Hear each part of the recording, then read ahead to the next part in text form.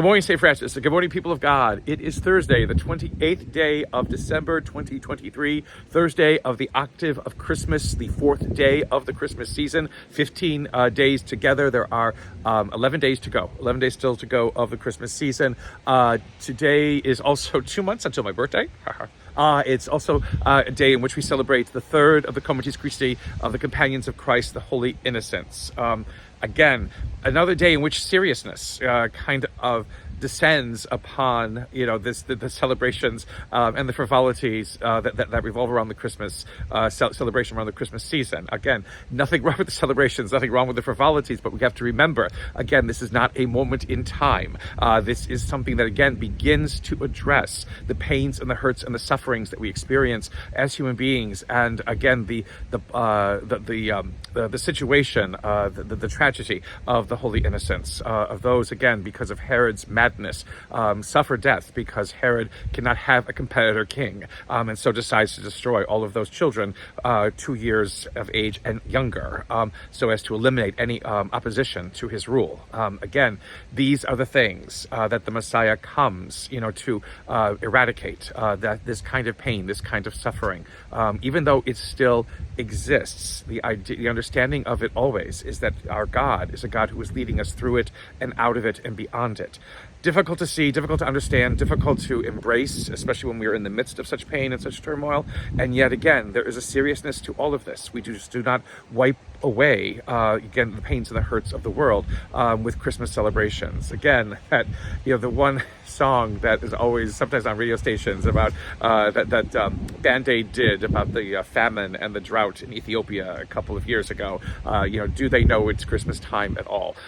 Yes, and we have to know it's Christmas time because in the midst of our tragedies and our sufferings, it is this hope that Christmas allows us to embrace, that allows us to change, this mourning into joy, and allow us to see a way through that. Again, we have to want to receive this. We have to want to exist in it. We have to want to allow ourselves to be touched by it. If we don't, then basically we just wallow in misery. We wallow in pain. We wallow in suffering, and that does nothing for us in the end. It doesn't. It doesn't allow us to exist. It doesn't allow us to live. It does not allow us to move forward. It is never allowing us to see where God is still at work, within our midst.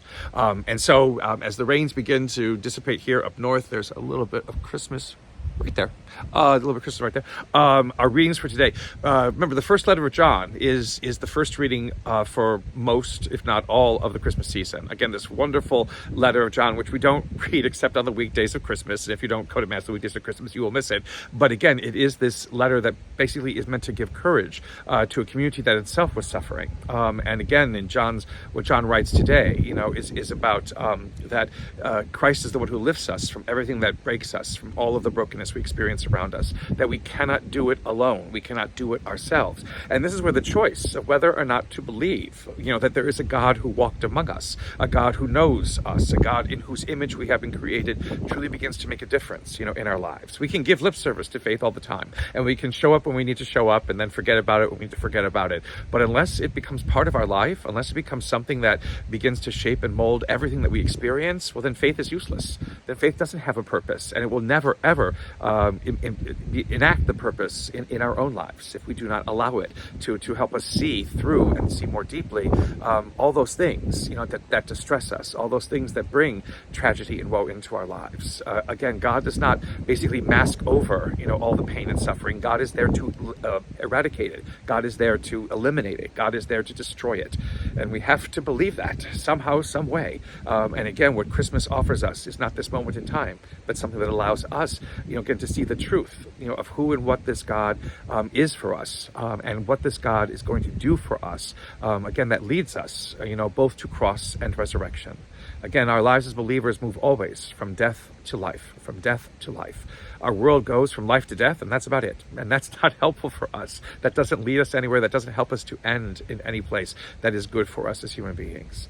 This day that we remember all the innocents, all of those whose lives are taken by various kinds of tragedies around the world in every time and place, we recognize that their lives are not lived in vain, nor is their tragedy and sorrow the only and the last word in their lives, because it never is, especially for those of us who dare to have faith, especially for those of us who continue to believe. And again, faith is a dare. dare to believe that a child born, as a child is always born, can be more than what that child seems. Shepherds recognize this. Of course, angels recognize this. Townspeople who may have been curious about what was going on in that cave or that stable may have recognized this. The Magi recognize this. It is up to us, once again, to recognize it, to recognize the power and the hope that comes from the Messiah who was born for us, the Son who was given for us, the one who is Wonder Counselor, King forever, Prince of Peace. Not just fantasies, not just things to help us, hold on to a teddy bear at night, but something that helps us to be able to see the truth of who and what we are as creations of God. A continued blessed Christmas, St. Francis and people of God. May the Lord give you his peace.